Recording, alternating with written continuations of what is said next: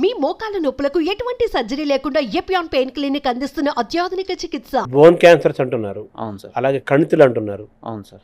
కొన్ని కణితులు అసలు అలాగే తీసేయకుండా అలాగే ఉంచుతున్నారు, కొన్ని తీసేయగలుగుతున్నారు. వీటిని ఎలా చూడాలి? కణితి తీయాలా వద్దా అనేది మనం పేషెంట్ యొక్క సిమ్టమ్స్ని బట్టి అండ్ కణితి పెరుగుతున్న విధానాన్ని బట్టి మనం డిసైడ్ చేస్తాం. సో కొంతమందికి ఏంటంటే లైపోమా అంటాం, అంటే ఫ్యాట్ కణితులు అనమాట, సింపుల్ ఫ్యాట్. అది ఏంటంటే ఎన్నో సంవత్సరాలు బట్టి మెల్లమెల్లగా పెరుగుతాయి. దానివల్ల పేషెంట్కి నొప్పి ఉండదు, ఇంకా వేరే ఇబ్బంది ఉండదు, చూడడానికి ఒక చిన్న గడ్డలా ఉండడం తప్ప. దాన్ని తీయకపోయినా పేషెంట్కి ఇబ్బంది రాదు. సో ఒక సర్జికల్ ప్రొసీజర్ నిజంగా అవసరం లేకపోతే చెయ్యం. కొన్ని ఏంటి గడ్డలు ర్యాపిడ్గా పెరుగుతాయి.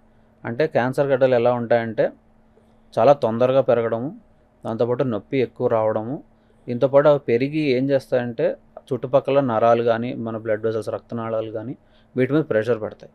సో దానివల్ల ఏమవుతుంది, నొప్పులు లేదా బ్లడ్ వెసల్స్ ప్రెస్ అవ్వడం వల్ల రక్తం పూర్తిగా వెళ్ళకపోవడం, ఇలాంటి ప్రాబ్లమ్స్ వచ్చినా మనం డెఫినెట్లీ నార్మల్ గడ్డ కాదు క్యాన్సర్ అన్నట్టు మనం చూసి దాన్ని బయాప్సీ తీస్తాం. ఫస్ట్ బయాప్సీలో క్యాన్సర్ అని తేలితే డెఫినెట్లీ సర్జరీ చేయాల్సి వస్తుంది.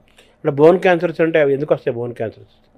బోన్ క్యాన్సర్స్ యొక్క ఆరిజిన్ ఎందుకు వస్తాయి అనేది జెనెటికల్లీ డిపెండెంట్ సార్. అది ఏమవుతుందంటే బోన్లో ఉండే నార్మల్ సెల్స్ ఉంటాయి, కొన్ని కణాలు ఉంటాయి, అవి వాటిలో ఉండే జీన్స్ కొన్ని కారణాల వల్ల మ్యూటేషన్ చెందుతాయి. అంటే నార్మల్గా ఉండకుండా అబ్నార్మల్గా వాటి యొక్క పెరుగుదలని ఆపే జీన్స్ పనిచేయవు.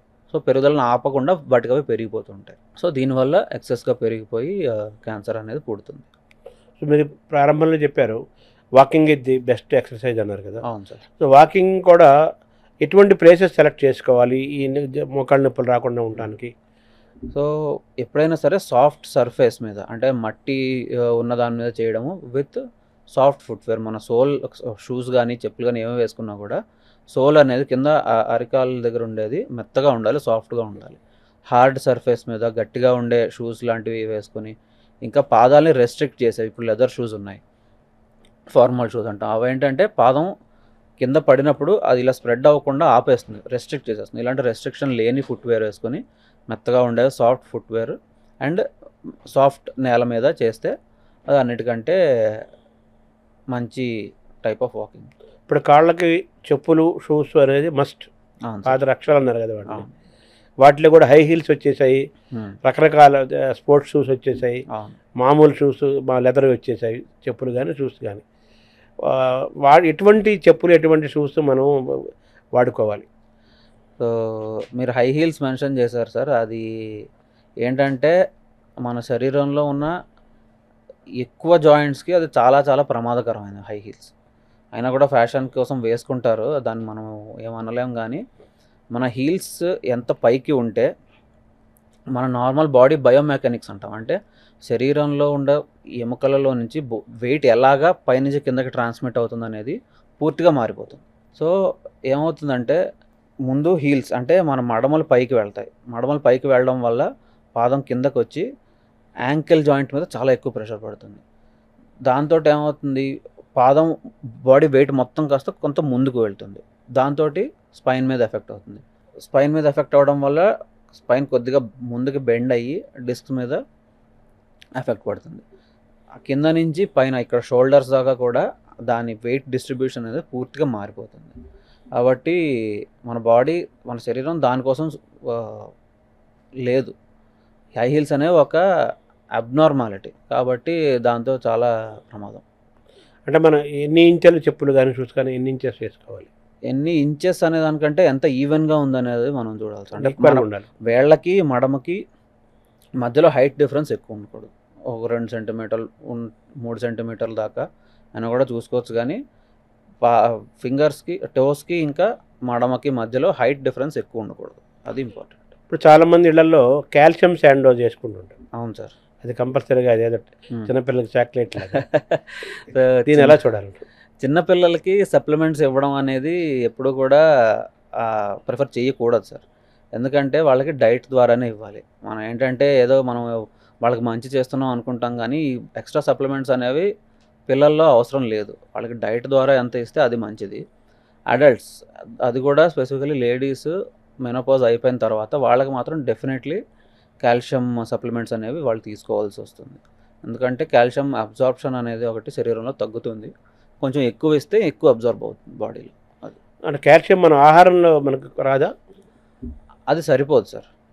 ఆహారంలో వస్తుంది కానీ ఇప్పుడు పిల్లల్లో లేదా కొంచెం యంగ్ వాళ్ళలో ఉన్నంత అబ్జార్ప్షన్ శక్తి కానీ అది కొంచెం వయసు అయిన తర్వాత ఉండదు. అండ్ లేడీస్లో ఈ హార్మోన్ సపోర్ట్ అనేది పోయిన తర్వాత ఇది ఇంకా తగ్గిపోతుంది శరీరంలో ఉండే అబ్జార్ప్షన్ కెపాసిటీ అనేది. సో తక్కువ ఇస్తే ఇంకా తక్కువ అబ్జర్వ్ అవుతుంది. కాబట్టి మనం బయట నుంచి ఎక్కువ ఇస్తే కనుక అందులో కొంత శరీరానికి కావాల్సినంత అబ్జర్వ్ అవుతుంది. ఆర్థోపెడిక్ సర్జన్ని కలవకుండా ఎటువంటి ట్యాబ్లెట్లు వాడకుండా వీలైనంత వరకు హెల్తీగా ఉండాలంటే ఆహార పరంగా కానీ వ్యాయామం పరంగా కానీ మీరు సజెస్ట్ చేసేది బెస్ట్ 1 2 3 4 5 ఏం చెప్తారు?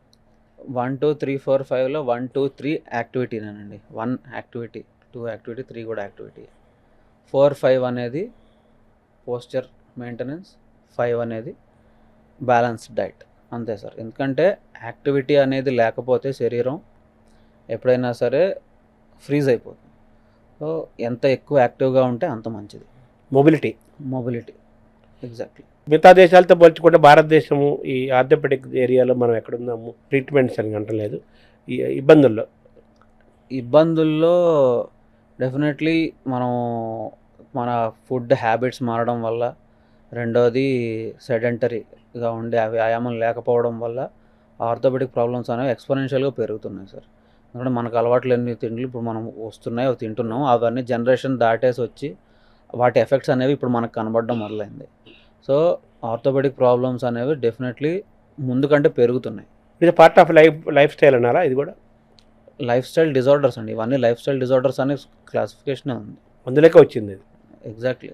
అంటే హార్ట్ ప్రాబ్లమ్స్తో పాటు ఈ డిస్క్ డీజనరేషన్ కానీ, స్పాండిలోసిస్లు కానీ, ఈ తక్కువ వయసు ఉన్న వాళ్ళలో వచ్చే బ్యాక్ ప్రాబ్లమ్స్, ఇవన్నీ కూడా their all lifestyle disorders. So orthopaedic division ఇప్పుడు అడ్వాన్స్డ్గా ఉన్నామా? మన ఇండియా అడ్వాన్స్డ్గా ఉందా? మన ఇండియా చాలా చాలా అడ్వాన్స్డ్గా ఉంది సార్ ఆర్థోపెడిక్స్. అంటే మన ఇండియన్ సర్జికల్ స్కిల్ కానీ, లేదంటే మన దగ్గర ఉన్న టెక్నాలజీ కానీ, ఇవన్నీ కూడా it is on par with any western country.